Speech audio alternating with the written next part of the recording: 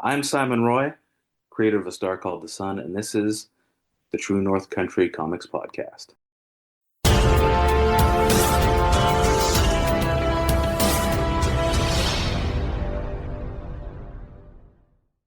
Welcome to the True North Country Comics Podcast, dedicated to celebrate Canadian comic book and graphic novel creators and supporters.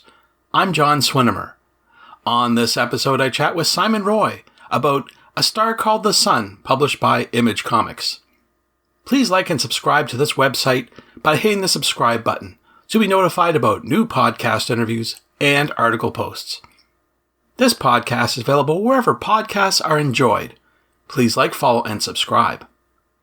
Simon Roy is a wayward son of Vancouver Island who cut his comics teeth in 2009 with Jan's Atomic Heart and has been vigorously gnawing ever since.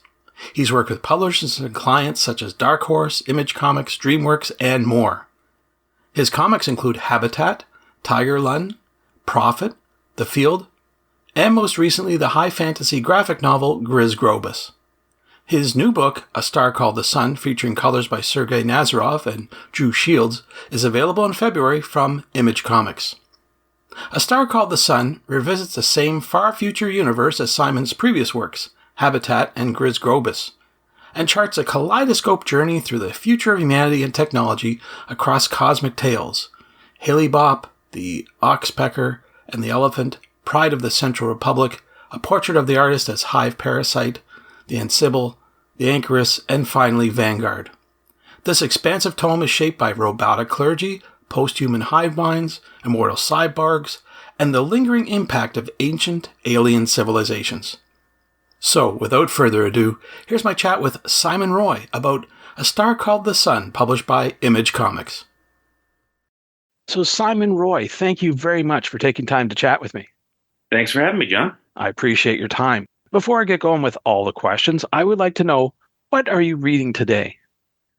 Well, I haven't been reading too much today in terms of comic books, but I have recently been looking over some of my old Asterixes and Tintins, just as sort of comic comfort food for the holidays. Absolutely. No, that's great stuff. Everyone refers to that and can't go wrong with it, that's for sure.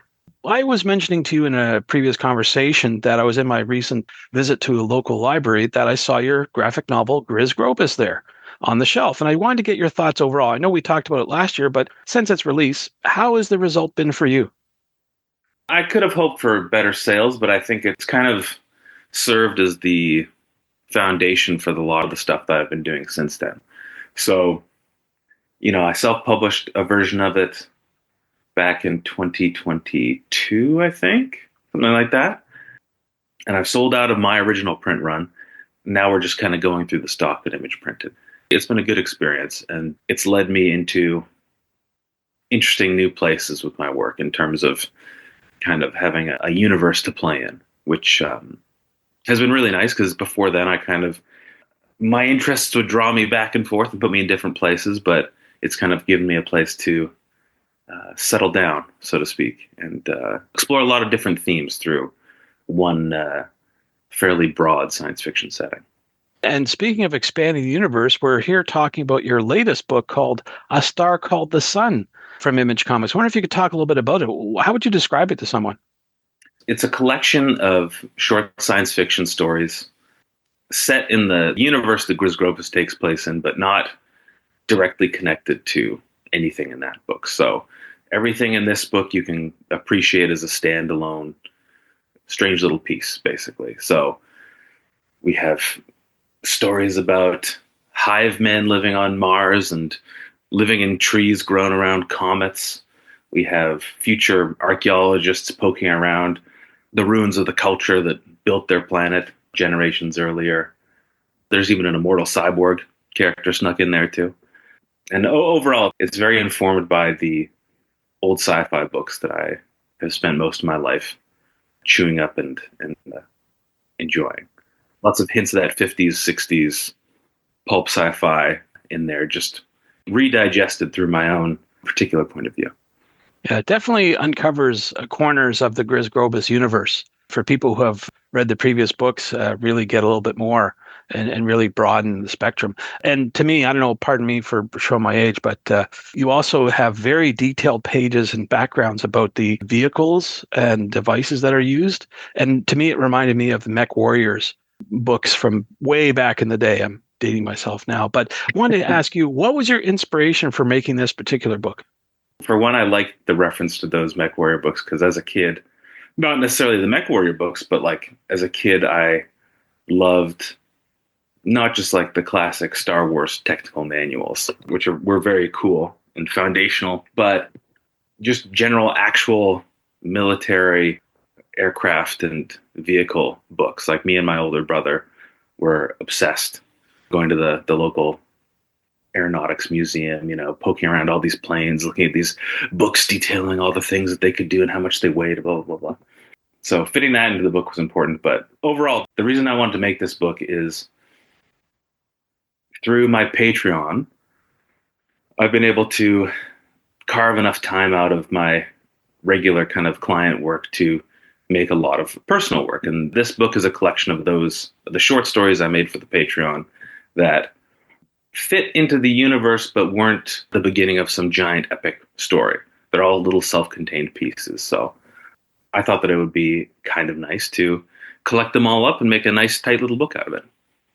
Absolutely. Now, I don't want to give anything away, but I guess I will. You are actually in the book yourself. So I wanted to ask you, why did you make yourself the host of the particular book as a character?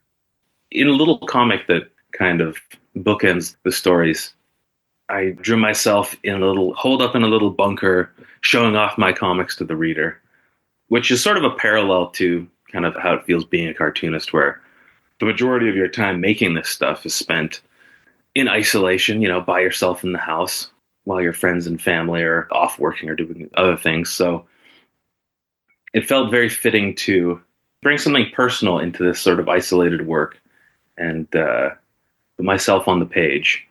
It's sort of a not quite idealized version of what I'd want my studio to be, but a kind of a fun, cool, in-world version that also matches with the feel of all the stories in the book.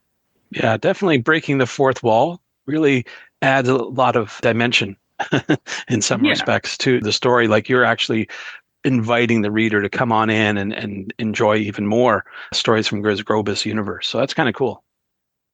I enjoyed sneaking it in there. Plus, when my partner moved in with me a few years ago, she brought her little cat, and I was like, well, I should make the cat a character in there too. So the cat also features in the intro. So in a way, if you read the book, you get to meet my cat. So, that's an added bonus.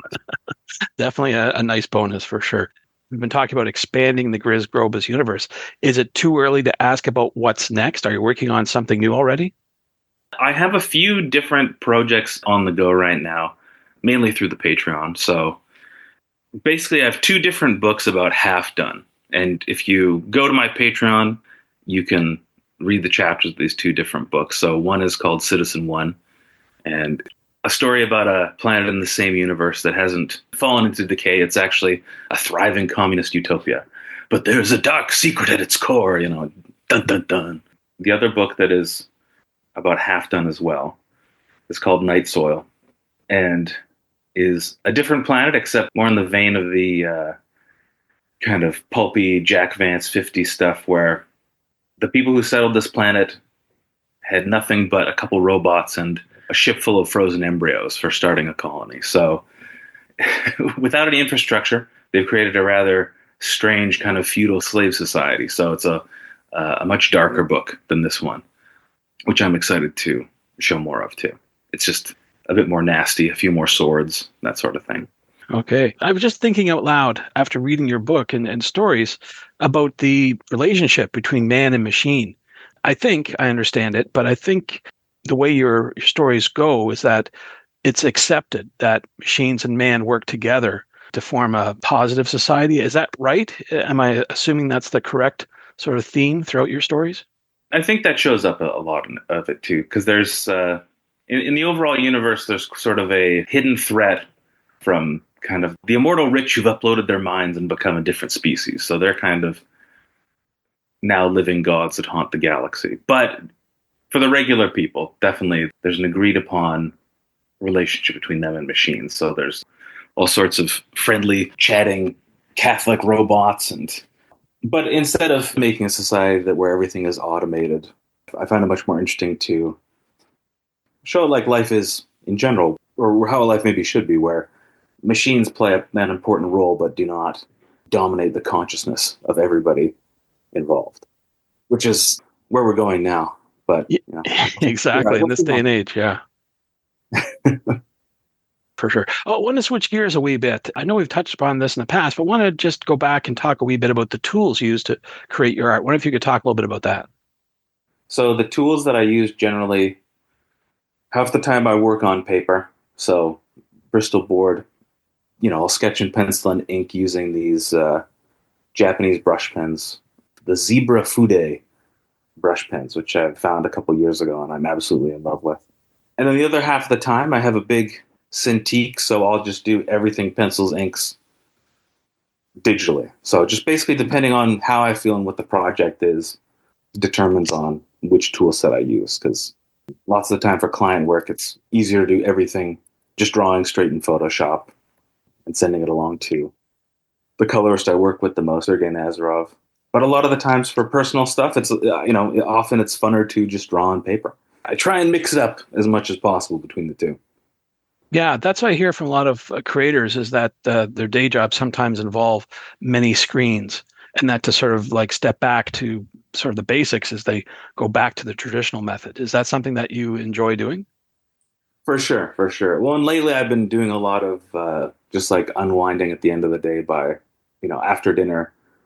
If we're watching a TV show or something, I'll pull out the sketchbook and work on little drawings there, which is, how it all started, just drawing all the time as a little kid. So it's nice to go back to the physical stuff. And plus, I will say for sure, it is much more satisfying to have a little physical artifact of what you've done instead of just a file on your computer. When I'm drawing comics for myself, I often do them digitally, but lately I've been coming back to doing them on paper because ending up with a little stack of pages sitting there on the desk beside you in a very primitive base way feels much better, I will say. Great. Now, I know that we're just starting the year. I'm wondering, do you have any festivals or conventions planned for later this year? The only one that I'm doing for sure is VanCaf in Vancouver, or I'm gonna aim to be doing that one. Yeah, I don't have a huge convention schedule, but hopefully in the next couple of years I'll be hitting the road a little more. It's always fun to go out to conventions. Just it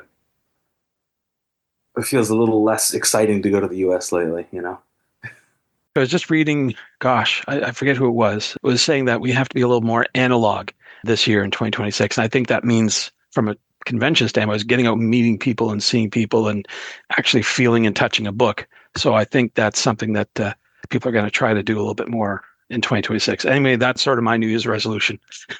I think that's a good resolution to have because it's definitely, like putting your feet on the ground, putting pen to the paper, meeting people, selling books, chatting them up. I've always loved conventions. I just haven't.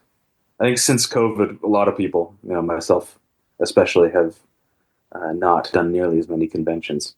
But they're always a great time. As long as you're at the right convention for you, because I know occasionally I've gone to conventions where when the focus is very strongly on people buying autographs from actors from TV shows, maybe there's not going to be as many comic buyers. For my specific market, I've always got to be mindful of who's going to be attending the convention and whether or not it's going to be my people or people who are there for other stuff.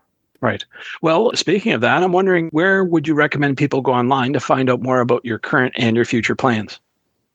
If you go to patreon.com/Simon Roy, I post new comics there and art and stuff like that every month.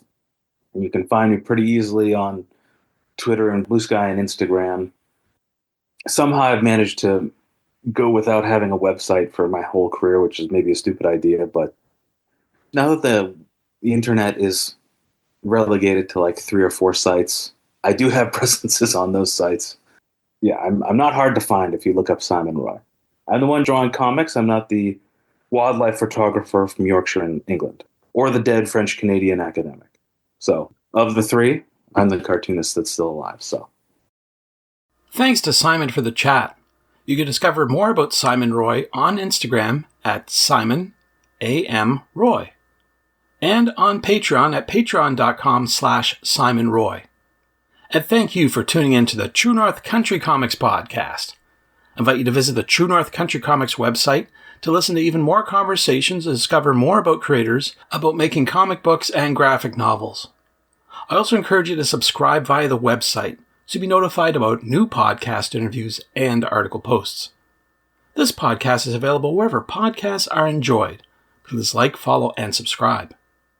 You can follow along True North Country Comics on most social media sites, and you're encouraged to send any and all feedback to John at truenorthcountrycomics.com.